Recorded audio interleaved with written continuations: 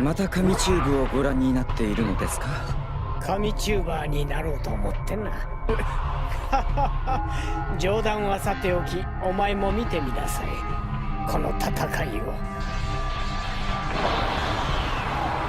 これは孫悟空。しかもなんだ、この奴のまとっている木は。これは神の木ではないのか。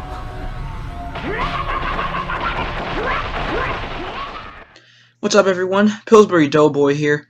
So I was struggling with the topic again, and if you've been a subscriber to my channel for longer than a week, I guarantee that my own creator's block is nothing new, and it will happen again in the near future. I can absolutely assure you on that. So another thing that I'm sure that all of you are familiar with is that I have a lot of unpopular opinions. And in concordance with many popular requests, I'll be covering many of these unpopular opinions one by one. So where do we start? Let me think. Yes. The most recent arc of Dragon Ball Super, the Trunks arc. Unpopular opinion number 1. Now, okay, here's the thing. A lot of people hate this arc. A lot of people absolutely despise this arc. A lot of people dropped Dragon Ball Super altogether because of this arc. But unpopular opinion number 1 is that, in my opinion, the Future Trunks arc is my favorite Dragon Ball arc of all time, okay? We're starting off this series on something very controversial in the Dragon Ball community and something that's bound to get me called a fanboy. But anyways, dislikes abound. Let's jump right into it. So, intro please. Hello? Guess I have to do it myself. Guasu said he wanted to partner with my YouTube channel and that he won't even put in his end of the work. Freaking gold digger. This is why I need to stop having guests.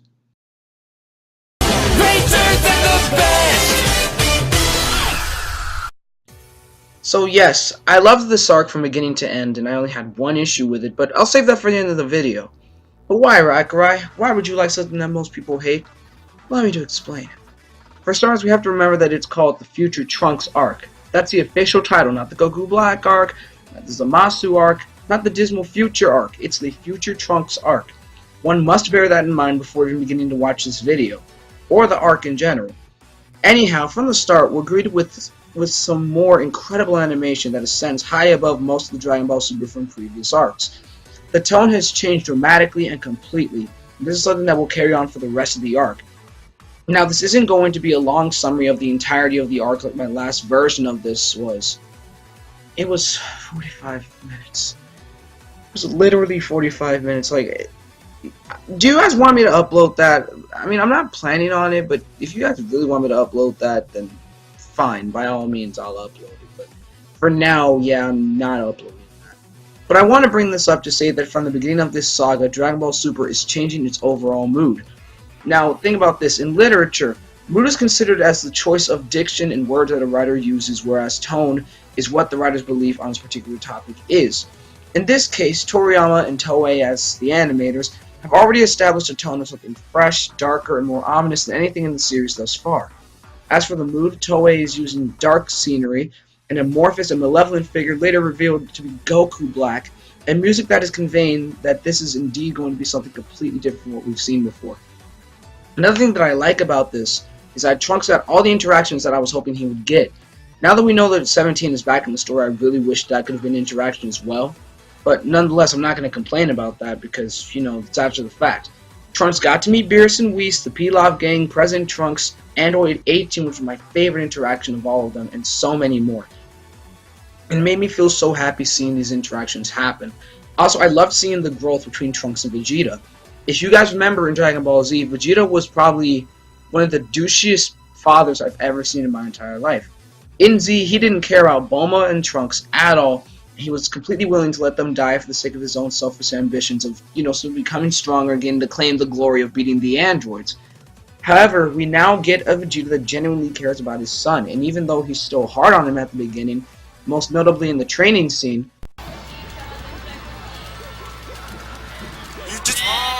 Up smash. And now. Oh, Zoom. Happy feet. Wombo combo. That ain't Falco.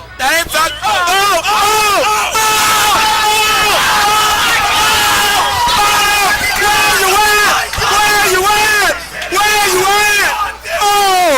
Oh my God. Wombo By the final battle, you can see his development even more. He helps his son in a dual Gatling gun, saves his life numerous times, in sharp contrast to his actions in Z, might I add. And overall shows that he is indeed a loving father that now cares for his children, whether in the present or the future.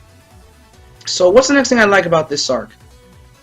Maybe I should save this for another video, but I like that there's a canonical evil Goku. I'm not gonna lie. I'm really not gonna lie about this. I'm sorry, but I'm one of the very, very, very few people that genuinely loves the idea of an evil Goku. I know that a lot of people say that it's a bad idea, but I've always disagreed with that notion. If they're able to make it work, then I'm down for evil Goku. Turles made it work, but note that I said canonical, and I loved that this evil Goku is canon, and it wasn't even necessarily a evil Goku, but I loved it anyway, and it was really well executed for a lot of fans that aren't really down with that idea. This evil Goku is everything that I expected, wanted, and secretly hoped for, even though it wasn't even really an evil Goku. Though, it also had a lot that I didn't quite expect. I remember when I first saw Super Saiyan Rose, I thought it was an incredibly strange notion, and I was like, there's no way this is real. There's no way, and please make Super Saiyan white, please. But I hated the idea at first, but Toei delivered in creating quite possibly my favorite transformation thus far.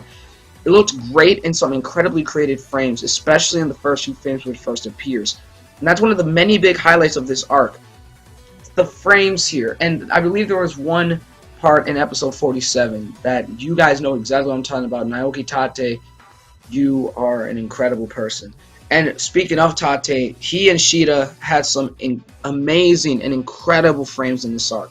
And seeing Tate in episode 72 once again was incredible. I don't care what anyone says, I loved it. Now another thing I want to address is Reality Punch Studios. We made a video about how Zamasu is apparently the worst villain in Dragon Ball history. Now listen, I don't hate your video. As a matter of fact, I'm telling you guys right now, please do not go to his channel and like flag him with hate and stuff like that. I like your editing, okay, and I like the fact that you were able to make your opinion and work hard at the video, stuff like that. And because of that, I will never hate a video that works hard for what it wants to accomplish. However, in my humble opinion, you are 100% wrong in every way, shape, and form. Zamasu, in my opinion, is an incredible villain with an inner conflict about wanting to be a god, but not wanting to be fulfilling the protectorate role of mortals that a god has.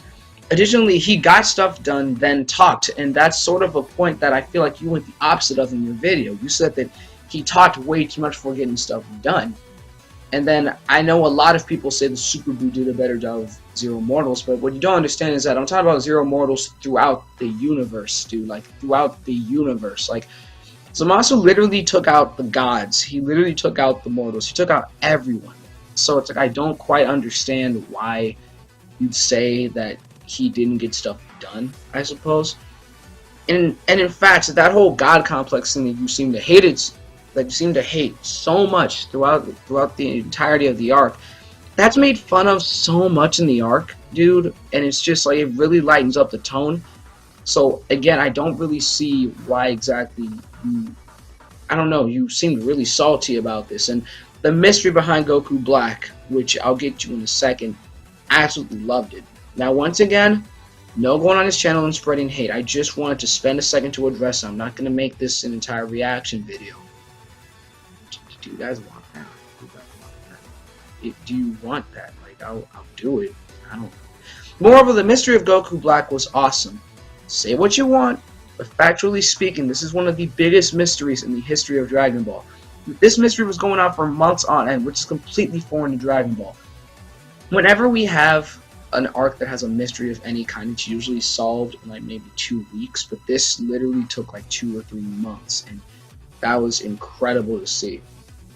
So now let's get on to the topics that I'm sure you guys have been waiting for this entire video. But you gotta work hard for what you want to achieve, guys. You gotta watch to the very end to get to these topics. First off, let's talk about the Potara retcon. God, I feel crippling depression of even having to address this. First of all, yes, it is a retcon indeed.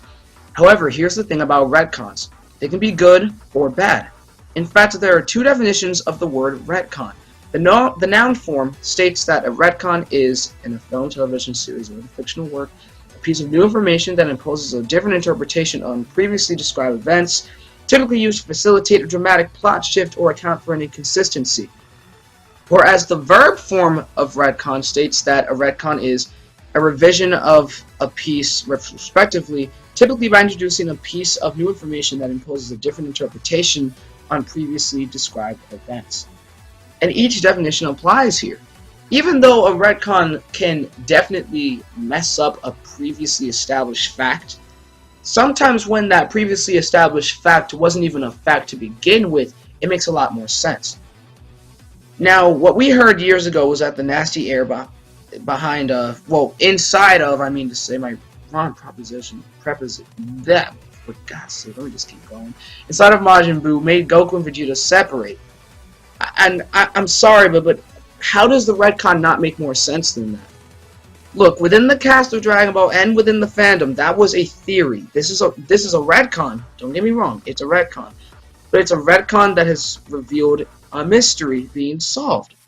Honestly, it's not that big of a deal, and in all honesty, it kind of pisses me off that people are still on this. Like, when I tell you that in my original video, I literally ranted about people's reactions to the Potara retcon for literally like 20 minutes. I'm not gonna do that here, it's just not worth it. Call it a stupid retcon if you want, but don't say that doesn't make sense. I can sense the dislikes now, in all honesty, but the fact that Goku is a Saiyan is a huge retcon to previously established information, and nobody complained about that. But dang, let's complain about some ugly earrings. That's more reasonable, right? Also, here's what I find hypocritical. And you can say it's not if you want, but I'm really starting to, like, you know, hit a point. What I find hypocritical about this fan base is that a lot of you say that you don't want Goku or Vegeta to win all the time, right? Some people that say that tend to be the exact same people that literally complain about Vegeta not beating Merge Zamasu. Here's the thing about math, okay? I'm terrible at math, but I can at least say this, right? Okay, look. You have two separate parts, right? 2 plus 2 equals 4, okay? 2 plus 2 equals 4. Or better yet, I'll say this. This is an even better example. 0 plus 0 equals 0, okay? They're the exact same number, right? Goku represents the first 0, Vegeta represents the second 0, and Vegito is the third 0, right? Aren't they all still a 0? Aren't they all the exact same value nonetheless? Just because these two separate parts are being added together into one being that's possibly cooler than some of the parts, that doesn't mean that suddenly, like, that doesn't mean that it suddenly means, oh yeah, let's let Vegito win. That doesn't mean Goku and Vegeta would win the fight. Are you actually brain dead? Like, now, I haven't seen a lot of people on this, but it's mostly just people in YouTube comments. Those same ones that, like, I'll like, snapshot and, you know, make memes of online and stuff. Those same ones.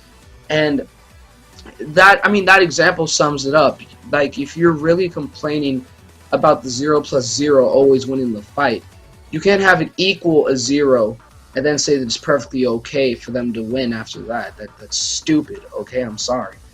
It's really stupid.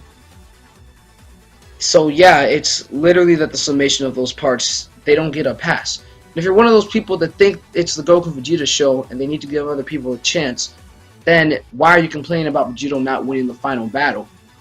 It's that simple. It's not a bad retcon. He had an incredible action sequence that was not dragged out in any way whatsoever, which, by the way, some of you said fights need to not be dragged out, and yet you hypocritically say that this one should have been dragged out. Just don't.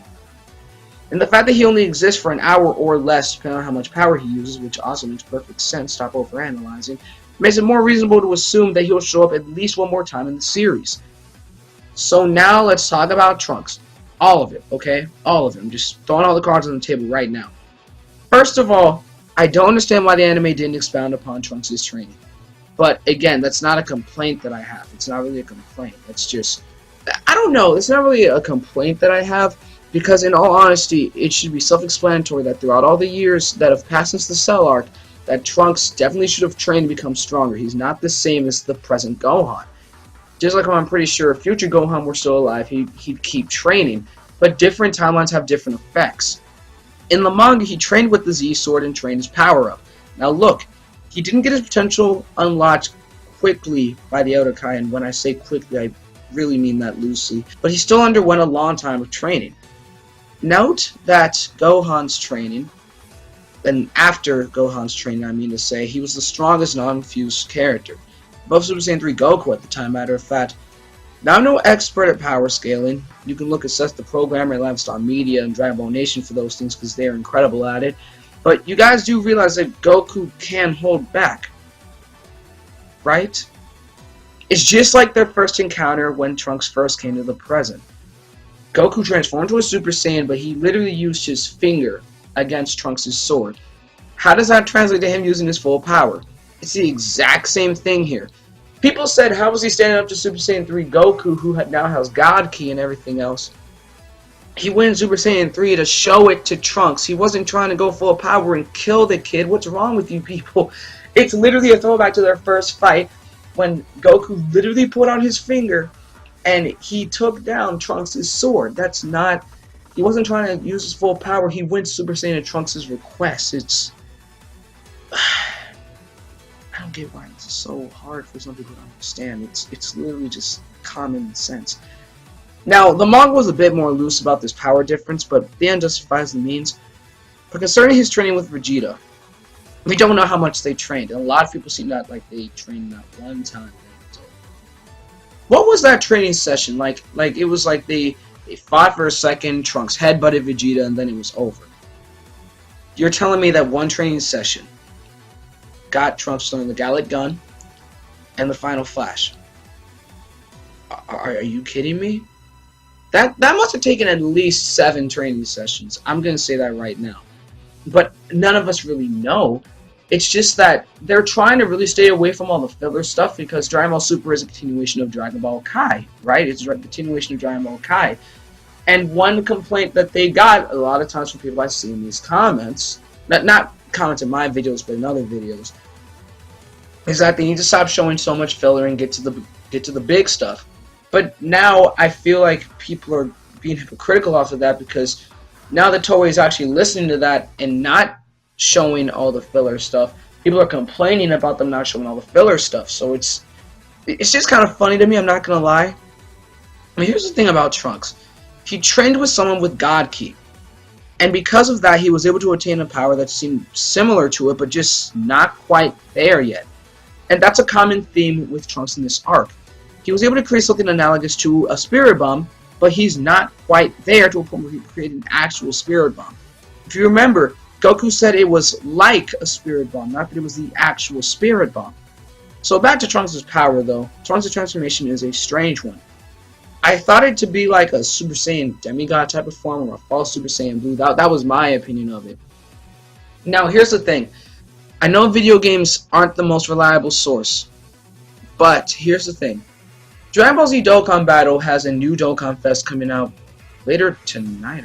Oh my gosh. It's December 19th at the time you're recording this. Holy crap. Alright, time to empty my bank account for Dragon Stones. But anyhow, Dokkan Battle gives us a look at his actual name. And if we look closely, there's something interesting here. It's just Super Saiyan. It's just Trunks Super Saiyan. Now, if this is correct, this just means that this is Trunks' new and improved Super Saiyan form. And you gotta think, Bandai is up on the current information. They released Super Saiyan Blue Vegito 2 days after he aired on TV. So, if there was an actual name to Trunks' new form, they would be the first ones to know, I think. But it's just Super Saiyan. So here's why I don't think it's God Ki necessarily, because he would still be transforming into Super Saiyan 1, 2, and whatever his new form is, but this is just an evolution of his Super Saiyan form. That's just his new Super Saiyan form. It's just powered up with God Ki now. Once again, like Super Saiyan Blue, but he's not quite there yet. Trunks is on the verge of achieving brand new forms of power, and he has an uncanny ability to pick up on things quickly. He's incredibly intelligent in the future timeline. That's how I explain this. Like how I said earlier with Gohan, how they were completely different people. There are differences in the present past and future. Just like how the androids are different in the past and the future, it's the same thing with Trunks. If I'm being honest, I just don't see what's so hard to understand about that. But hey, it doesn't have to make sense to everyone, and I'm not trying to sound demeaning by any means. It just gets a bit annoying to hear these same complaints over and over again about the arc, you know? As for the ending, I thought it was incredibly interesting and unexpected. Now, Omni King destroying the entire universe. Here's the thing, I didn't dislike it.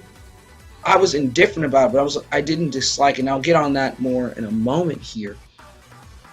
But the fact is, Trunks is going to a timeline where they may not be screwed over all the time, so I'm overall happy about this. Note that the reason that Zamasu was defeated by Trunks is because he somewhat willingly let it happen so he could become one with the universe, and that's actually said in the episode, I'm pretty sure. He gave up his physical body for the sake of literally becoming the universe and becoming his idea of justice, I guess, by his definition and explanation. However, here's the great thing about this arc. Nobody knows who exactly won here. Zamasu wiped out the gods. He wiped out the mortals of the timeline. Zeno actually did the rest of the work. However, is it more important to beat the enemy or to make sure everyone gets out unscathed? Because Zamasu is gone, but so is everyone else. So here's the thing. That's a question that this arc will continue to make me ask, and it gave us an ending unlike any in Dragon Ball history. And it had an amazing wrap-up, and I loved it. It makes me really think. This is an ending where the heroes didn't win, they lost everything, and there aren't Dragon Balls to recover that universe. It's gone. It's completely gone, and I think it's a great ending to it. And it really proves that Trunks is the most tragic character in the series. People asked why did he get angry enough to transform into his Super Saiyan form, I suppose. And my response to you is this. You go back in time. You save everyone. You help save everyone, I mean to say. You go back to your future. Everything's fine, but then it gets attacked all over again. And then the next time it gets attacked by the person who saved the present timeline. So then you go back in time, do all this other crap, and then by the time you get back, your enemies are the ones calling you the one that's causing all the problems. I'm pretty sure that pissed anyone off. Trunks has held in his rage so much. And remember, for those of you who are going to say that Trunks lost all of his rage when, lost his mind, I mean to say, when Gohan was dead, he was already a Super Saiyan.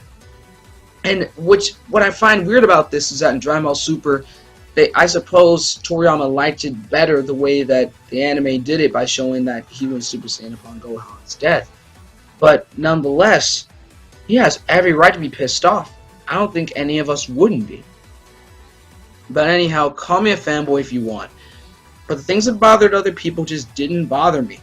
It's not because I'm overly optimistic, it's just because I like to make explanations for things before complaining about them. Now, your complaints are by no means invalid, and I really just want to emphasize this. I sounded really pissed off in this video, and I may have said some statements that sounded really, pissy and rude. But I promise you, I'm not saying that complaints are not invalid. I'm not saying you have to like this arc. I'm not saying that. But I just made this video to give my 2 cents on the matter. But anyways, let's debate in the comments about anything that you question from this video, and let's keep it peaceful, please. And if there's anything that from the Future Trunks arc that I didn't cover, because it was a long arc, let's be real, then leave it in the comments below, and I may make a follow-up just explaining that, or I'll just make a comment on it, because it's one of the cool things about not really uploading that often is that I really get to interact with you guys a lot more. So again, thank you guys so much for watching. Thank you for the support. I love you guys once again, and peace out.